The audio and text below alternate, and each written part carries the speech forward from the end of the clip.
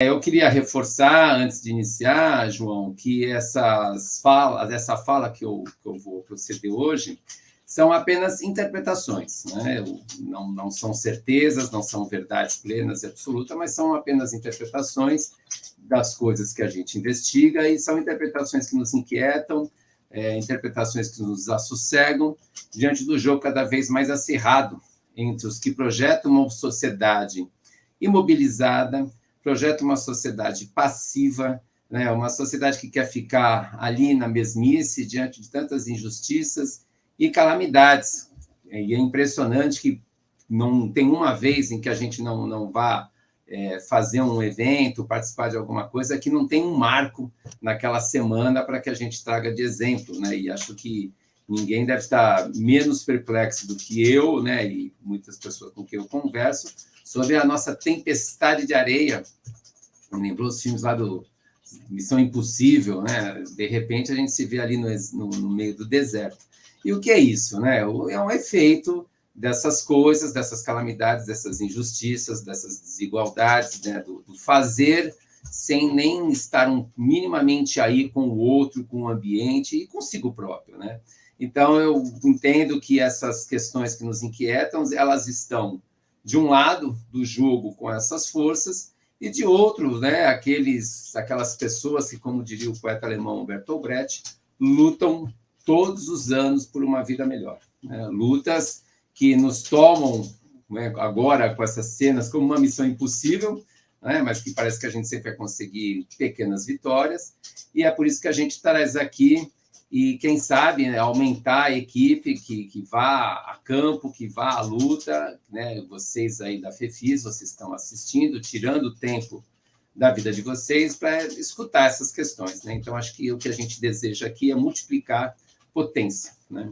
O tema escolhido para o encontro, ele, como foi anunciado pelo João, ele vai falar sobre educação física, lógico, né? E a juventude nesses tempos de inquietações. Essa fala decorre fundamentalmente da minha presença recente aí na FEFIS, num curso, acho que 1 ou 2 anos atrás, não me recordo muito bem, em que nós fizemos com uma turma, né, uma leitura acerca das questões que envolvem educação física no ensino médio, ou seja, que envolve a educação física, componente curricular, o ensino médio enquanto fruto de uma política pública educacional, num contexto de uma certa sociedade e que mobiliza determinados sujeitos, que são os jovens, né?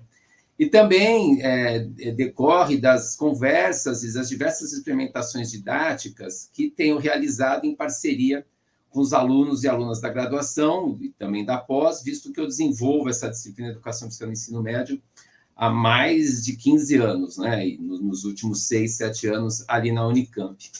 Então, vai ser uma fala em que, inicialmente, eu vou apresentar alguns significados desses significantes que compõem o título de encontro, para, em seguida, desenvolver algumas problematizações. Acho que a questão central é a gente fazer problematizações e para que, depois, né, da fala, a gente consiga realizar uma boa conversa.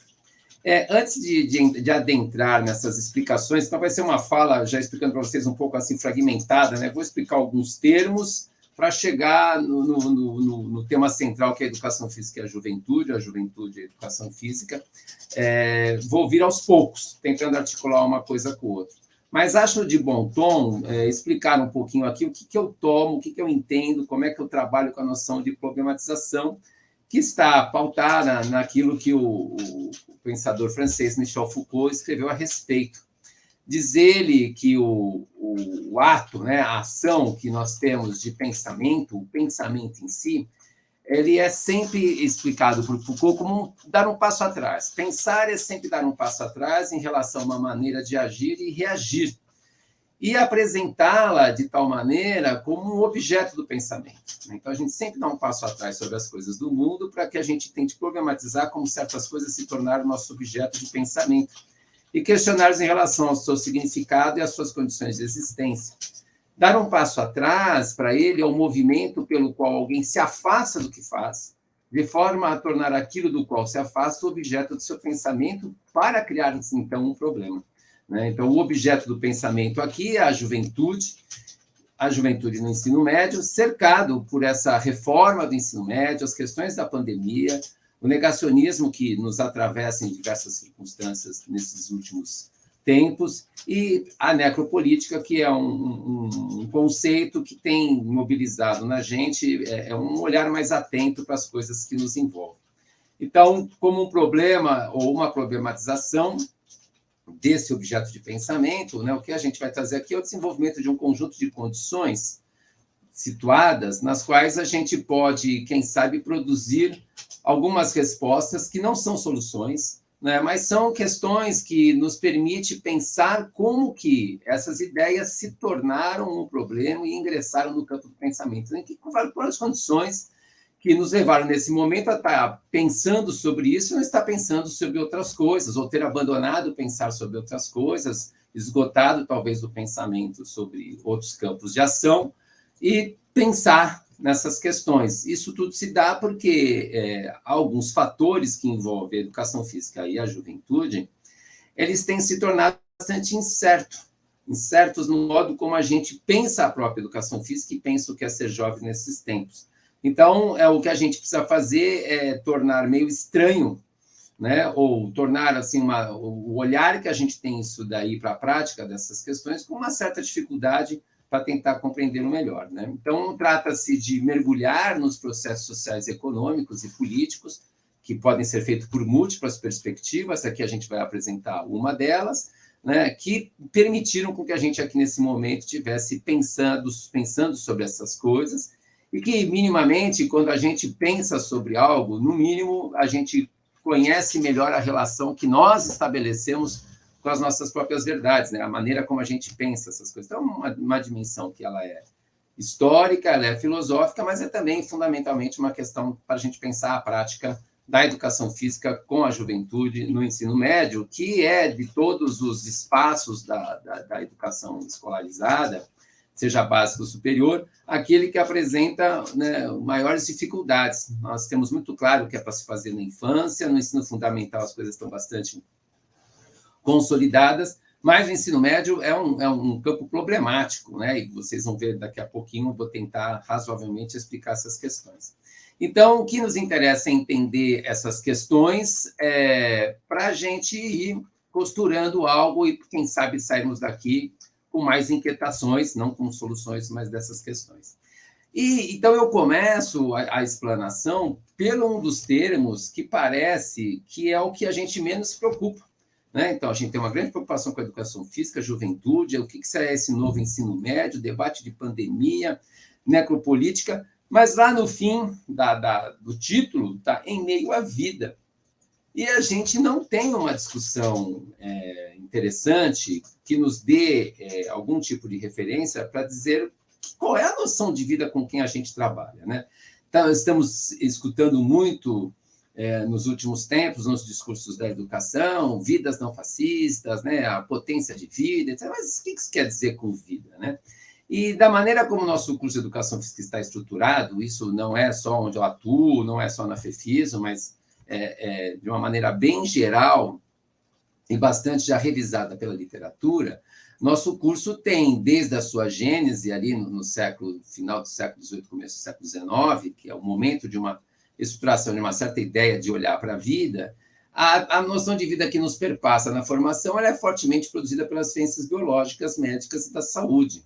São elas que nos dão guarida para pensar as nossas práticas, são mais de 70% das disciplinas dos cursos, que elas se pautam numa ideia de vida, mesmo a pessoa quando trabalha nas humanas, que não chega a fazer esse debate, né? Então, é interessante a gente pensar um pouquinho com relação a isso, né? Em geral, a gente não debate, a gente não discute. Faço um convite para ver se vocês remetem aí à formação de vocês e ver se em algum lugar, algum momento, teve essa discussão. Normalmente, vida é estar vivo, né? Alguns estudos acerca da concepção de vida em livros didáticos, como a gente usou na escola, indicam que a maioria dessa produção não se dedica a caracterizar o que é a vida. Se nós pegarmos nossos livros de educação superior, fisiologia, anatomia e outros, isso também não é diferente. Como a palavra biologia significa o estudo da vida, essa dificuldade leva muitos cientistas a acreditarem que essa conceituação não é necessária para a realização das suas pesquisas empíricas, né, até pela própria dificuldade de conseguir um conceito universal do que vem a ser isso. Alguns autores vão explicar que essa dificuldade de definir o que é vida tem a ver com a conexão com uma ideia mais essencialista de vida, né? Ou seja, a suposição de que as coisas possuem uma natureza própria, uma propriedade essencial que faz com que elas sejam o que são, ou sem a qual as coisas não podem ser o que são. A gente não discute, né, o que é o fenômeno aí da tempestade de areia. É uma tempestade de areia, né? Fica em si como simplesmente uma movimentação do ar que levou a areia por conta de, né, de questões de seca e etc. Né? Então, essa questão do essencialismo é interessante pensar, porque a nossa sociedade moderna ela atribui o fato de nós termos certos direitos como uma condição natural da nossa própria existência.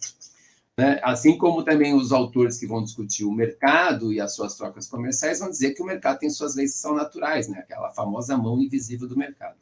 O que faz a gente pensar que o modo como a gente trata a vida desde a escolarização até agora é de uma maneira sem reflexão sobre aquilo que quer dizer. Né? Então, a gente pode lembrar que a nossa trajetória foi conceituar a biologia como uma ciência que estuda os seres vivos. Né? Então, é muito mais fácil a gente partir disso do que entrar nessa discussão, porque isso envolve temas filosóficos, religiosos, e a própria biologia tem várias correntes que discutem o que é a vida. Sem falar, né, que no nosso momento político histórico atual há uma certa atribuição divina do que vem a ser vida, né? Ou seja, saiu do campo religioso, de uma ideia religiosa, e tem invadido, né, a escolarização de um modo geral. Né? Esse é tema para a gente desenvolver um pouquinho mais adiante. Então, o conceito de vida ele tem sido discutido ao longo da história, não somente na biologia, né? E tem várias abordagens, né? Uma que remete a ideias mais vitalistas e outras mais orgânicas, organicistas. Né? Além disso, se a gente for pensar um pouco nas cosmologias antigas, medievais, a ideia de matéria, de vida, de espírito, isso estava muito confundido, parecia mesmo uma coisa fosse implicada na outra ou até a mesma coisa. Pois, a segunda a tradição cristã, a vida é aquilo que nos salva da morte e da aniquilação. Então, não importa é estar vivo. Então, várias foram as definições para o conceito de vida ao longo da história, né? E o que me parece que uma que marca bastante a filosofia é a de Aristóteles. Então, o que dizia o Aristóteles? Né? Que todos os seres têm dois princípios, a matéria e a forma. Né? E esses princípios é o que determinam, né, como que os sujeitos podem ser. Então, são duas coisas inseparáveis, matéria e forma. A matéria, por mais que necessite de uma forma, ela continua existindo na ausência dela. Né? Depois que você morre, aquilo que compunha a forma permanece vivo em alguma medida. Né? E também a forma para a sua existência requer não qualquer matéria, né? Mas um tipo determinado, que é isso que vai marcar, segundo Aristóteles, o que são as espécies. Mas o que é interessante na definição dele é que, enquanto a matéria, em geral, a forma... né, determina um determinado potencial da forma que vai ser esse ser, perdão, a matéria em geral é o potencial desse ser, a forma é o corpo em ação. Né? Então, o que ele vai dizer para a gente é que a finalidade natural de um corpo é que esse corpo é potencialmente dotado de vida. Então, a vida no Aristóteles também é concebida para além do ato de viver, porque é isso que possui a qualidade do sujeito, é a vida política. Então, ele traz duas espécies de significação do que vem a ser a vida. Né? A vida como zoé, que dá origem para a gente pensar em termos como zoológico, né? Zootecnia, zoologia, que é vista como um mero fato de viver. E a vida enquanto bios, né, que é compreendido no seu sentido político, sentido do modo de viver.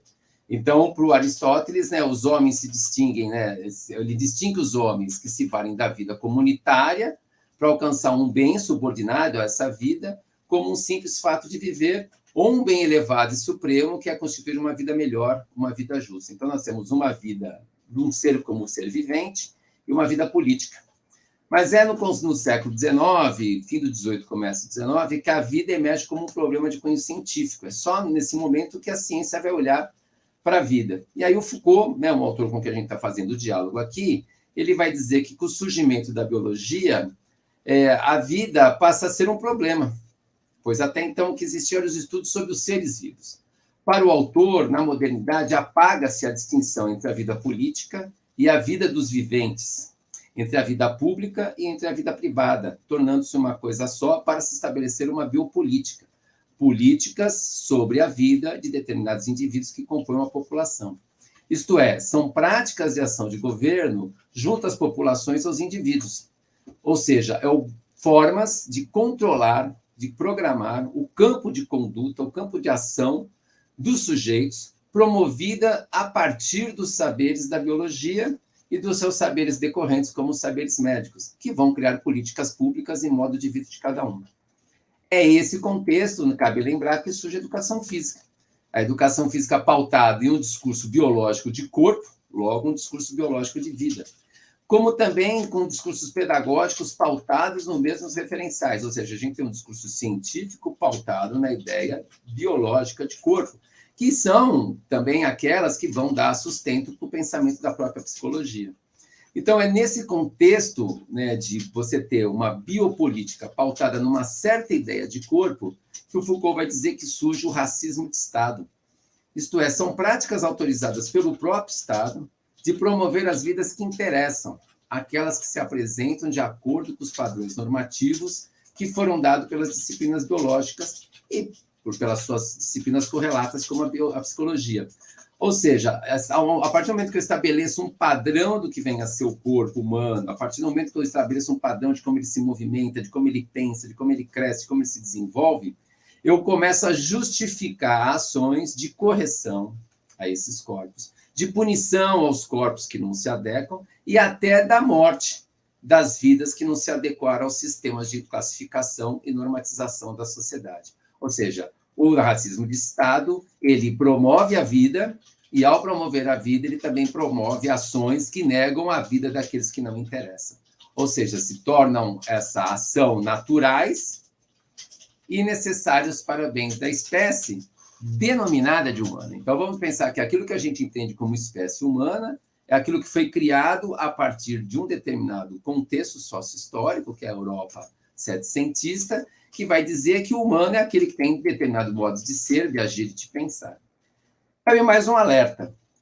O pensador italiano Giorgio Agamben, um filósofo muito contemporâneo, ele se apropria do Foucault, ele trabalha com Foucault e vai um pouco além. O que ele diz para a gente? Que os estados modernos, esse que se constitui ali a partir dos 600, né, do século XVI, XVII, ele atua pela segurança da sociedade e, ao atuar desse modo, ele não desaparece os limites entre vida pública e vida vivida, né, entre bios e zoes. Ele se apropria de ambas e marca politicamente a vida daqueles que não interessam, como vida nua.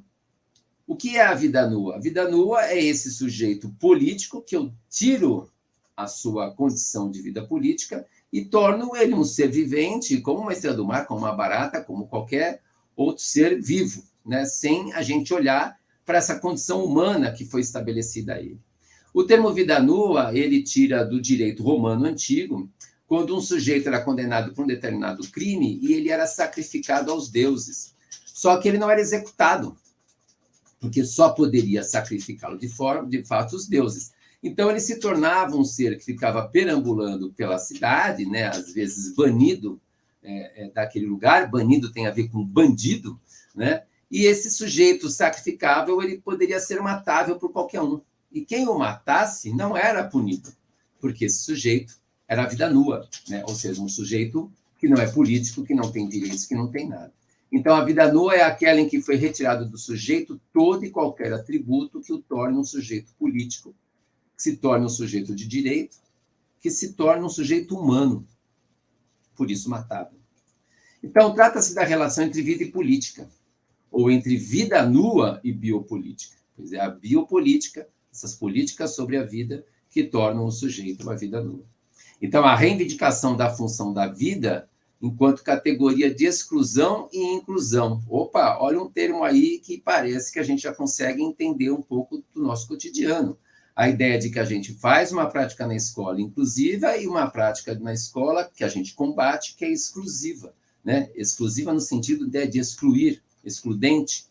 Então, veja, né, ao dizer o que é o determinado da vida, a gente pode agora pensar, então, nesses mecanismos de inclusão, que é a definição do espaço político moderno, essas categorias de quem está dentro, quem está fora, ou nos termos do Foucault, o anormal e o normal. A posição desses dois pensadores é herdeira dos escritos do Nietzsche, Friedrich Nietzsche, um filósofo alemão do final do século XIX, que ele explica que o orgânico ele é autorregulação e ele é sustentado por relações de dominação. Então, para o Nietzsche, todo e qualquer corpo humano, corpo orgânico, ele se autorregula por relações próprias de dominação. É isso que ele chama de vontade de potência. O indivíduo, por Nietzsche, é uma ficção, tanto psicológica como da linguagem.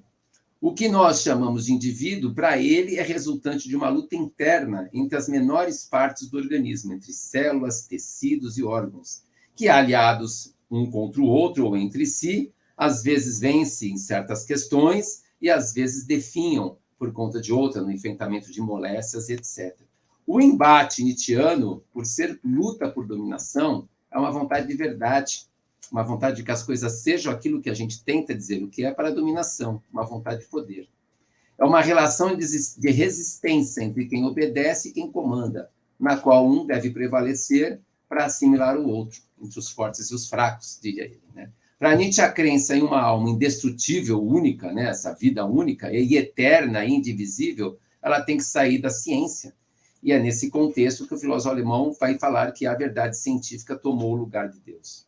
Temos uma outra visão de política aqui, perdão, uma outra visão de vida, e é a que nos interessa, a vida como categoria político-filosófica.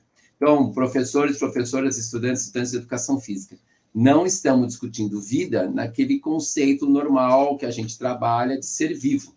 Não, é uma categoria político-filosófica em que a gente atua sobre o sujeito a fim de dar certas condições políticas de existência ou tirar essas condições políticas da sua existência para que se torne vida nua. E por isso a gente consegue agora avançar no outro termo, que é necropolítica. A necropolítica, criada pelo camaronês Achilles Bembe, é um neologismo que ele toma para demonstrar que esse biopoder não só produziu esse racismo de Estado como justificativa para matar os anormais ou expulsá-los, mas é uma forma de exercício de poder cuja forma de ser está imbricada ao processo atual de ser sujeito nessas sociedades marcadas pelo fortalecimento do neoliberalismo. Ou seja, o que ele vai dizer para a gente é que o poder do Estado ele exerce um controle sobre a mortalidade, sobre a morte, e a definição da vida como uma forma de implementar a manifestação de um poder. Ou seja, quem decide sobre a morte, quem define quem fica vivo, é uma forma de manifestar os grupos em dominação. Então, para o Bembe, o Estado faz da guerra, da resistência, do enfrentamento ao terror, como a gente viu recentemente, como justificativa para o assassinato do seu oponente, e faz dela a sua principal meta. Quando a gente olha para o massacre do Jacarezinho, né, recentemente assistido na televisão, a gente entende melhor o que ele está dizendo. Ou seja, para enfrentar determinados grupos que parece que são ameaças à sociedade, o extermínio promovido pelo Estado é justificado e a população se sente segura com essa prática, né? Assim como Foucault, Bembe vai considerar a política como uma forma de guerra, o que nos leva a examinar que lugar é dado à vida, à morte e ao corpo humano, principalmente esses feridos e massacrados em combate. Não é à toa que a gente viu nos relatos lá do Rio de Janeiro, né, pessoas dizendo que tinham tomado tiros, facada, etc., e mesmo em situações de não enfrentamento, de possibilidade de não enfrentamento, como nas guerras com acordo se faz, as pessoas eram mortas, né? E isso mostra de que forma essas pessoas, esses corpos, estão inscritos nessa ordem contemporânea do poder. É uma discussão muito forte, né? E ao analisar a política das sociedades modernas, o Bembe traz uma outra novidade para a gente. Ao invés de a gente ficar discutindo a razão como a verdade do sujeito, ele vai propor uma outra categoria de análise, que é a vida e a morte. Então, pensar nesses tempos de pandemia, nesses tempos de massacre a certos jovens, a certos grupos sociais, não dá para a gente fazer uma discussão apenas entre razão e não razão, entre consciência e alienação. A gente precisa pautar para o Bembe, e nós estamos apoiados nele, uma discussão sobre vida e morte. É nesses termos que, em defesa da sociedade, a gente está o tempo inteiro em estado de guerra, em estado de exceção, que, junto com uma relação de inimizade, se converte num alicerce normativo do direito de matar. Então, direito a matar aqueles que não interessam é concordado por boa parte da sociedade. O exercício de poder, então, se dá como um amparo, uma compreensão de um determinado inimigo, uma ficção de um inimigo, a partir dessas noções de biopoder, que traça a divisão entre pessoas normais e anormais, aqueles que são ameaças ou não à espécie, aqueles que devem viver, aqueles que devem morrer. É essa cesura entre os corpos, produzido por esse discurso biológico, entre uns e outros, que a gente tem os inteligentes e os débeis, a gente tem o discurso entre os atentos e aqueles que têm o TDAH ou os diversos transtornos de comportamento, entre hábeis e inábeis, ajustados e delinquentes, eficientes e deficientes, gordos e magros, homens que, como centro, né, tem uma série de oposições às mulheres, os jovens, os idosos, as crianças, que, a depender de quem são, né, expresso nesse conceito Foucaultiano de racismo, eles podem ser sujeitos de vida nua, como disse o Agamben, sujeito da necropolítica. Então, as concepções de raça que estão no pensamento da nossa sociedade contemporânea ajudou a construir essa ideia de humano e desumano, atribuindo a desumanidade principalmente aos povos estrangeiros e justificar a dominação que os povos ocidentais exerceram sobre eles, assim como o aniquilamento dos povos que eles não se subjugaram. Com o neoliberalismo e a transformação do Estado em empresa, ou seja, a menção a qualquer gasto público com bem-estar social como um equívoco, como a saúde, a educação e a segurança, que se luta para ficar no setor privado, isso faz com que o direito de matar não fique limitado mais ao monopólio do próprio Estado. Tem surgido, então, nos termos do Bem, uma máquina de guerra, uma nova maneira de organização que se dá a partir de uma junção de características do aparelho político com os elementos de uma empresa comercial. Se a gente parar para pensar, na lógica da sobrevivência, o indivíduo que permanece vivo visualiza na morte do outro, do inimigo, daquele que ele não quer, um triunfo por conseguir se manter se respirando, vivo e eliminar a ameaça.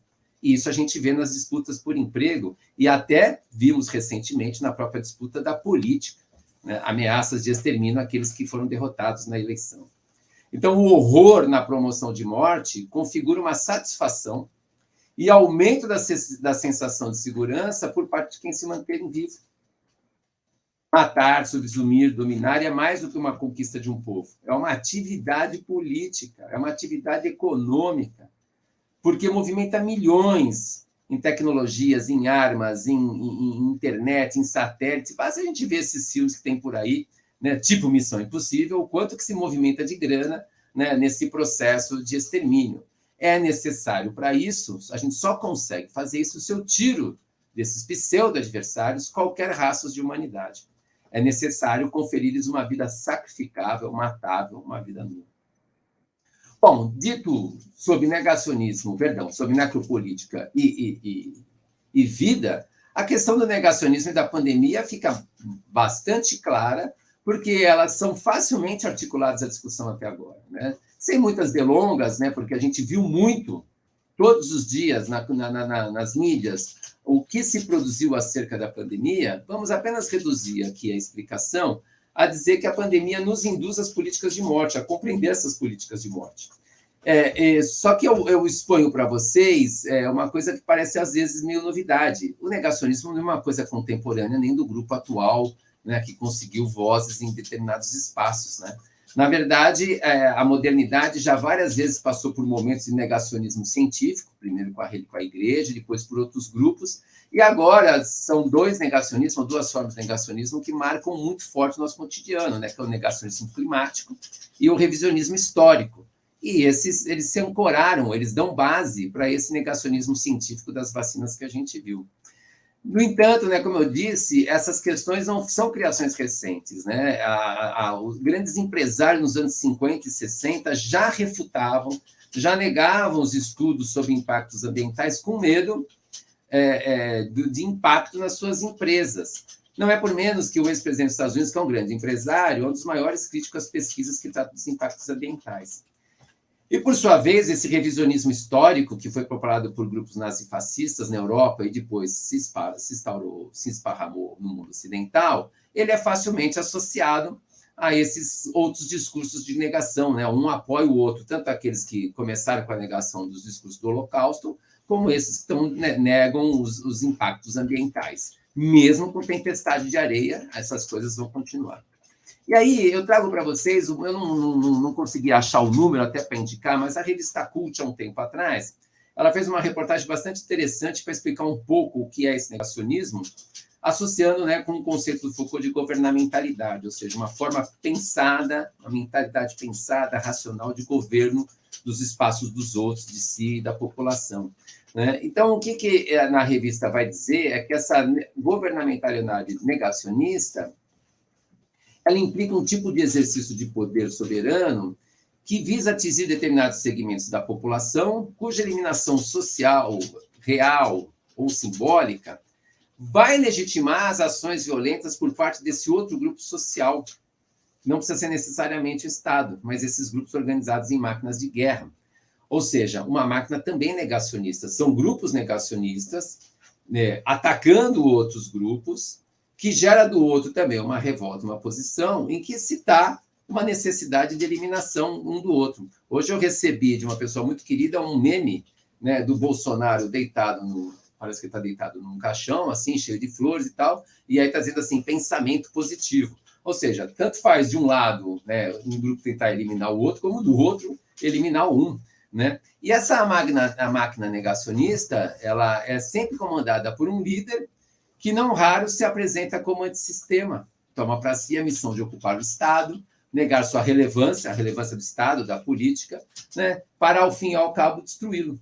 Essa forma política atual, nos termos de um pensador francês, o Paul Virilio, e também aqui do Vladimir Safatli, um filósofo que, né, bastante presente nos debates contemporâneos, eles estão dizendo que nós estamos transitando da necropolítica para um estado suicidário.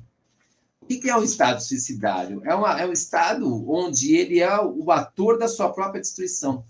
E isso é o que seria a fase terminal desse ultraliberalismo que insistem em estabelecer para a gente. Então, não foi por menos que a pandemia escancarou tantas as desigualdades abissais em que vivemos, como colocou em evidência quem pode morrer e quem não pode. Os que são favoráveis à necropolítica não contavam, no entanto, que o vírus não escolhe. Né? Então, alguns desses negacionistas também padeceram diante da sua própria intencionalidade.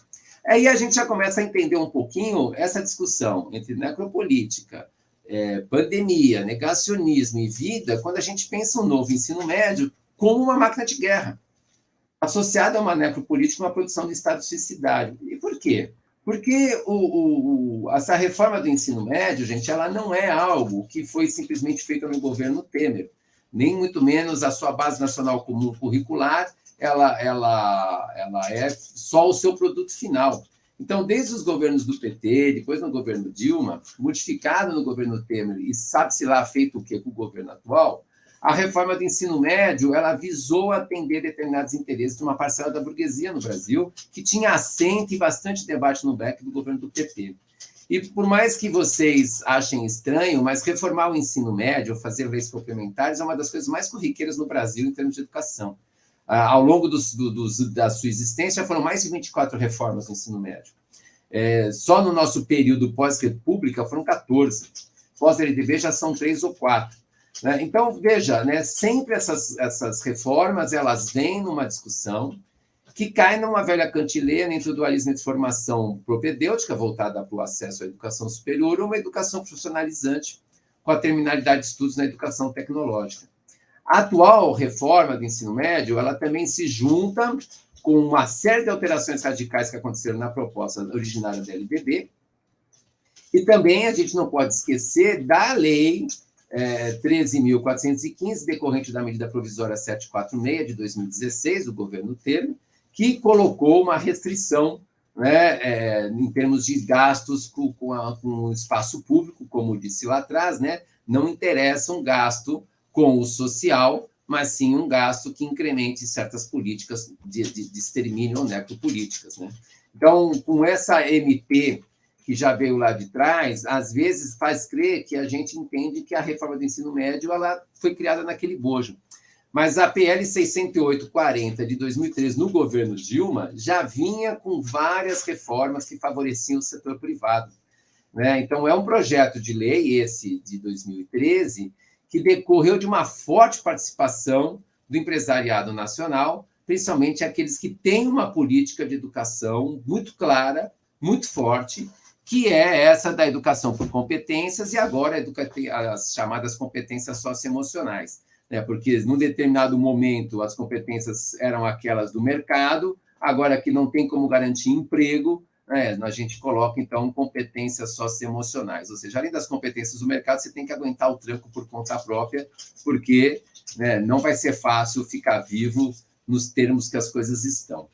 Então, para a gente entender essas reformas, elas foram apoiadas em alguns discursos, né, aqueles da baixa qualidade do ensino médio, e aquele outro da necessidade de torná-lo atrativo aos alunos, né? Eu não vou entrar nesse debate da qualidade da educação, que ele já é bastante esgotado, mas dizer para vocês que quando eu digo, né, quando o Estado diz que o problema da reforma é porque ele tinha que ser atrativo aos alunos, ele não leva em conta que o problema do abandono e da reprovação não tem nada a ver com a atração, né? Os estudos mostram que a maior parte significativa, né, majoritária, do abandono dos alunos em relação ao ensino médio é com outros aspectos, a infraestrutura inadequada das escolas, mal conservadas pelo poder público, né, não tem os espaços adequados para as atividades culturais, bibliotecas, laboratórios, a carreira dos professores está deteriorada, as formas de contratação são sempre temporárias, o que não facilita, não mobiliza interesse de professores atuar nesse segmento, né? Você não fica numa única escola, você fica rolando para lá e para cá,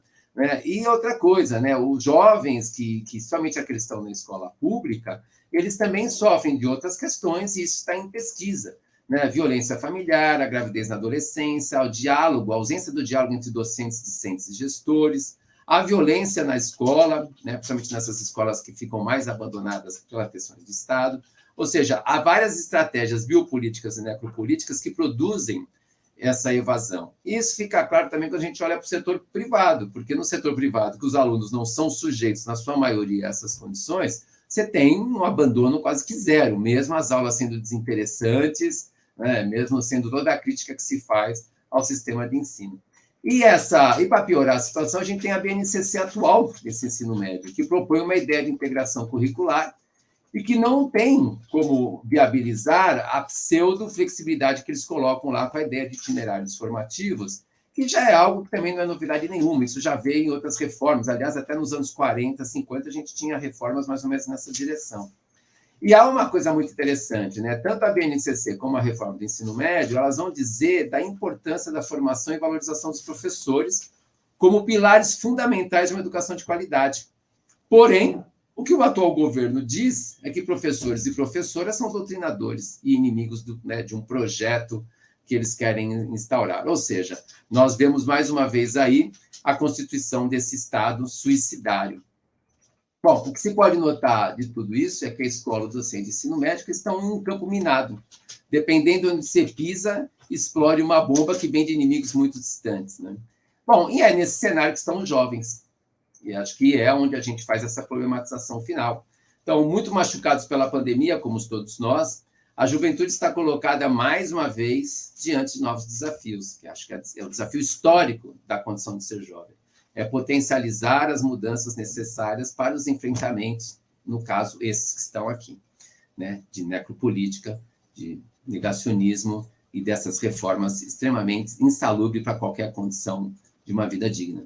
Então, cabe lembrar para a gente aqui de uma forma rápida que no transcorrer do século XX, a juventude foi vista de várias formas, né? Como etapa problemática da vida, como uma fase transitória para a vida adulta, né? E por isso tinha que ter uma moratória social. Nos anos 80, 90, tinha um discurso que eles eram um ponto estratégico de desenvolvimento. Nos anos 90, nos anos 2000, a condição juvenil como um sujeito de direito, ou seja, aconteceu todo um processo de dizer que o jovem ele é um ser participante da sociedade que tem direito à sua condição de ser jovem, o que gerou um certo prolongamento da juventude e uma dessincronização das passagens de rituais de passagem de idade, né, em que modificou-se as oportunidades de experimentação de estar no mundo, né? Houve uma mudança muito brusca no modo como a juventude era narrada, e isso é lógico que vai impactar o modo como eles mesmos se veem e mobilizam. A gente pode ver que hoje o que a gente pensa dos jovens é que eles têm mais oportunidade de educação e informação por conta do acesso às tecnologias, mas têm menos acesso a emprego, têm menos acesso ao exercício do poder. Eles estão dotados de maior aptidão para as mudanças, mas eles são excluídos cada vez mais desses processos. Há atribuição e uma movimentação de um grande protagonismo e autodeterminação social, né, mas a maioria deles se desenvolve na precariedade e em situações que são de desmobilização. Eles são muito mais objetos de política, de ação e de controle de regulação do que propriamente esses sujeitos de direitos, esses sujeitos das mudanças. Então, a sociedade tem uma enorme dificuldade em conceber os jovens como um sujeito de direito, oscilando entre considerá-lo adulto para algumas exigências e enfatizá-lo em várias outras circunstâncias como sujeitos incapazes. Isso ficou muito evidente com as ocupações das escolas do Estado de São Paulo lá em 2015. Né? Ou seja, quando eles atuaram, aí eles foram vistos como, né, bagunceiros, que não querem estudar, nunca tiveram a fim de fazer nada. Né? Então, isso dá para a gente começar a olhar para uma outra lente sobre o que é a escola. Então, a gente vai defender a escola aqui nem como aquela que prepara para a cidadania, nem aquela que prepara para o trabalho, nem aquela que prepara para a faculdade. A escola e o ensino médio, né, como ponto final dela, é um tempo de vida. É um tempo de vida onde a condição de estar nela é aproximar-se do mundo, estar atento às questões do mundo e viver um tempo de vida chamado escola, e, no caso, viver a juventude. Isso fica muito claro quando a gente vê as reportagens sobre as ocupações e a maneira como foi construído um conhecimento a respeito, como eles se mobilizaram, como eles ocuparam os espaços. Né? Os estudos sobre as ocupações nas escolas mostraram diferentes experiências escolares. Os alunos tomaram a escola, mostraram protagonismo, elaboraram práticas, se movimentaram, criaram ações solidárias de todos os tipos. Então, entendo e aqui defendo, para ir encerrando a minha fala, que mais do que a luta de classes, é a juventude que mostra a força da mudança. Porque a juventude é uma forma de a gente ter várias demandas em comum em relação a aspectos identitários. Você pode ser sujeito de classe social diferente, mas você é jovem. Você pode ser sujeito marcado por desigualdades, questões de gênero, de sexualidade, de formas de ocupação, mas a identidade jovem ela pode ser, né, uma demanda comum. E isso, mais uma vez, reforço, ficou evidente nessas ocupações, porque tanto tivemos ações pontuais em várias escolas, como isso reverberou em outras ações da cultura juvenil em escolas Brasil afora.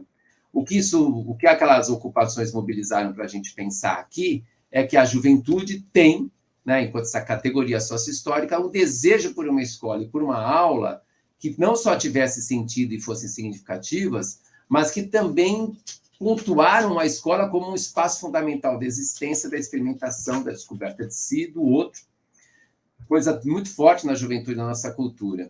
E é isso que a gente consegue ter como explicação para tantas práticas de cuidado que tiveram tanto de si como comunitárias, né? Espaços de cuidado coletivo, espaços de enfrentamento do Estado, espaços de enfrentamento contra a tirada da escola de determinados lugares que iam ser ocupados pela especulação imobiliária. Então, essas ações desencadeadas por esses jovens no espaço da escola, elas podem ser vistas como atos políticos no seu sentido mais amplo do termo, e é elas que podem enfrentar essa necropolítica, porque recolocam a questão de ser estar no mundo, a vida pública, no espaço escolar. Então, nós estamos falando aqui de uma outra forma de pensar a escola e a juventude. E é nesse sentido que a gente precisa falar de uma educação física comprometida com as lutas por essas vidas solidárias. Uma educação física que traga para as cenas a temática da juventude, né? Não se preocupar com o desenvolvimento físico, psíquico, motor, nem com o processo de desalienação, né, da desumanização que o capital trouxe. Está para além. Temos que trazer para as cenas temáticas da juventude. E quais são?